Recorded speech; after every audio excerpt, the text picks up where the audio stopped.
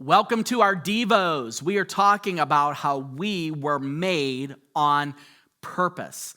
And this series called by God, focuses on God's unique calling that we have on our lives to do something, to be a part of a bigger picture that isn't just for ourselves. It's so boring to focus on just us and what can we do for ourselves and what can we do to get more. It's really exciting when you start to recognize that God has created us to partner with him for specific things that he might have us do. It's an overwhelming calling, and we're all a part of it. The whole church is a part of it.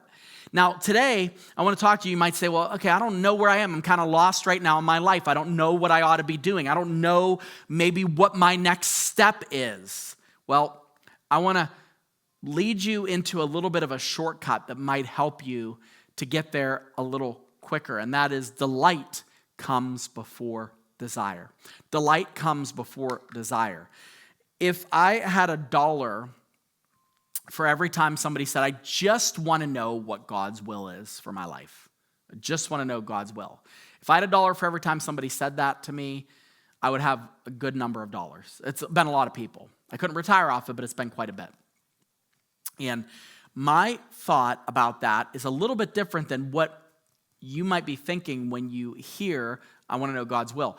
God's will is not a place or a destination. It's like, ooh, I'm here in Pittsburgh at 4:30 on a Thursday.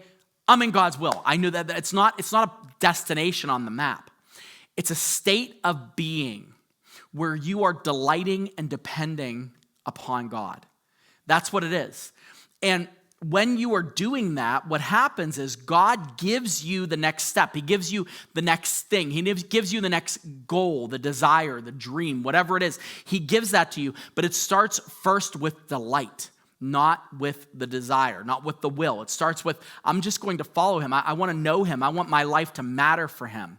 In Psalm 37, verse 4, it says, delight yourself in the Lord, and he will give you the desires of your heart.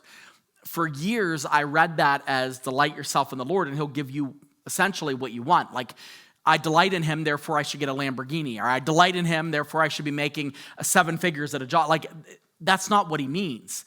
It's the delight in him that you find where he gives you those desires, that thing to do. And John MacArthur, he's written, I don't know how many books, he went home to the Lord, but one of my favorite books of his that he wrote, I read it when I was in seminary, believe it or not. And they assigned it, and I'm thinking, a John MacArthur book, it's going to be like, 3 million pages long. It wasn't.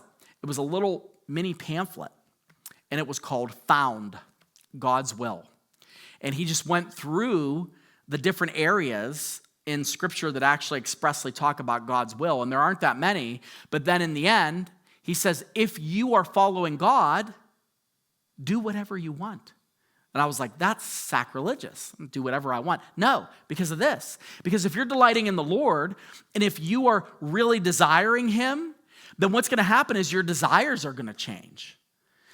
When I first became a Christian, I thought for the longest time I didn't want to have children, because I always thought the world was too wicked and twisted. And I remember what happened was I was thinking, I don't want to bring a child into this. I always wanted children, but I thought it would be selfish to bring a child into the world.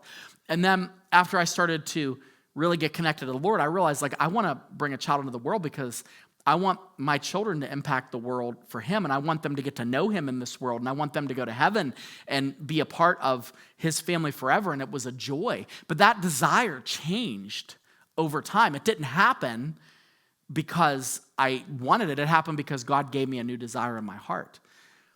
Same with going into the ministry. Same with starting a business. It's like these desires didn't come built with the original packaging. It came as a result of knowing him. And so with you, if you're like, I don't have anything right now, I don't have anything going on, I don't know what you talk about purpose, it's discouraging. Maybe you have to go back to the drawing board, and I just want to delight in him. I just want to be with him as he's my father, and I'm connecting to him, I'm loving him, I'm showing him that I want to serve him, I want to do what he wants me to do, and watch what he does through that. Because then he gives you new desires, he gives you a new dream, he gives you a new vision, and when you have that, then you follow it. You do what you want because what you want is actually what he wants.